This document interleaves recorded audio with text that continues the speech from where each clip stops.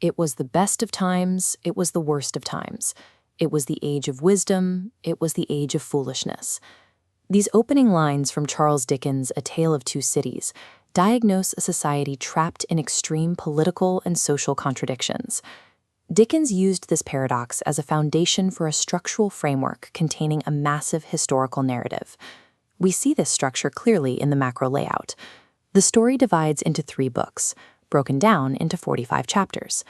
Book 1, Recalled to Life, is exceptionally short, containing only 6 chapters.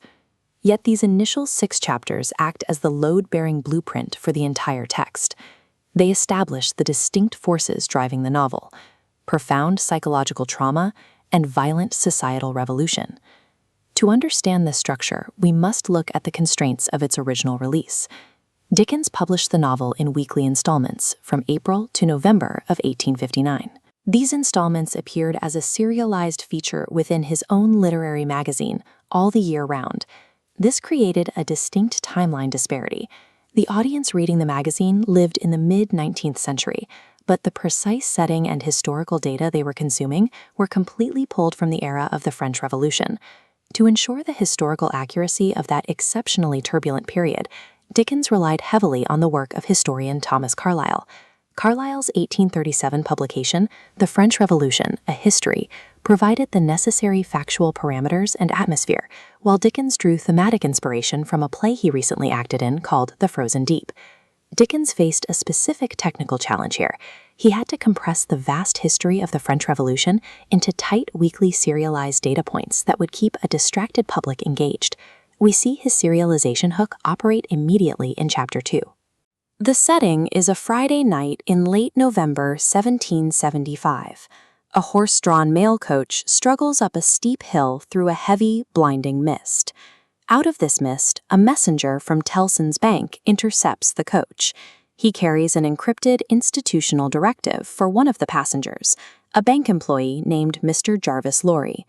The text of the dispatch is brief and entirely cryptic. It reads, "Wait at Dover for Momselle." Mr. Lorry's verbal reply to the messenger is equally coded. He says simply, "Recalled to life." As the coach continues its journey, we get a view into Lorry's psychological interior.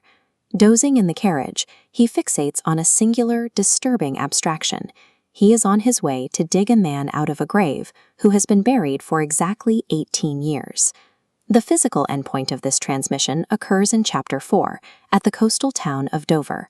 Here, Lorry meets Lucy Minette, the Momselle from the message. He reveals to her that her father, an acclaimed doctor presumed dead for nearly 2 decades, is actually alive in Paris. Lucy views this as a family reunion, but Dickens frames it through Lorry as an institutional unearthing. Tellson's bank is managing a human life as a recovered asset, dispatching a worker to retrieve it from France.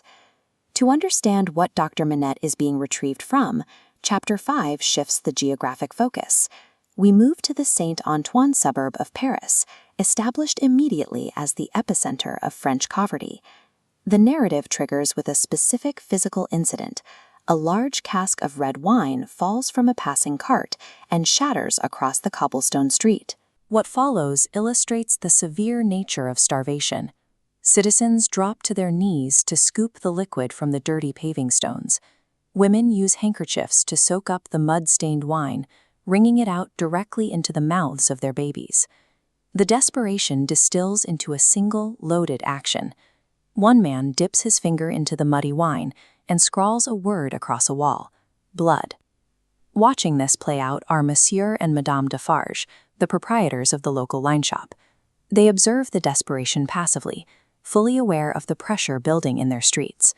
Inside their shop, certain patrons address each other using the operational codename Jacques. This identifies them to one another as members of a covert revolutionary syndicate preparing for an uprising.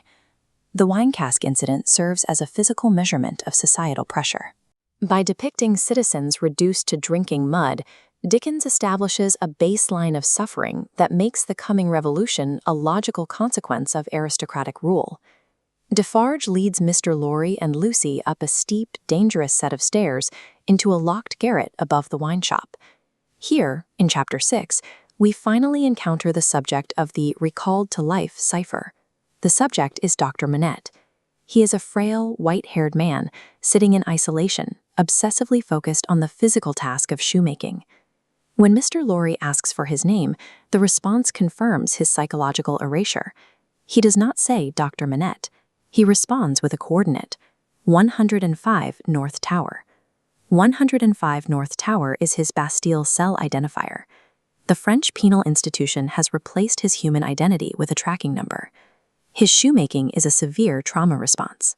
He tells his visitors he is making a lady shoe in the present fashion, even though he has been locked in the dark and has never actually seen the current mode. The only fragile mechanism bridging his erased past to the present is a small rag tied around his neck. It holds a preserved lock of his wife's golden hair, which he slowly compares to the bright golden hair of his daughter, Lucy, who is now standing directly in front of him. 18 years of solitary confinement in the Bastille have stripped away everything else. A highly educated medical doctor has been reduced to a prison coordinate and a repetitive, mindless action. Placing the macro-societal conditions of Saint Antoine side by side with the micro-psychological conditions of the garret reveals the connective tissue of Dickens's design.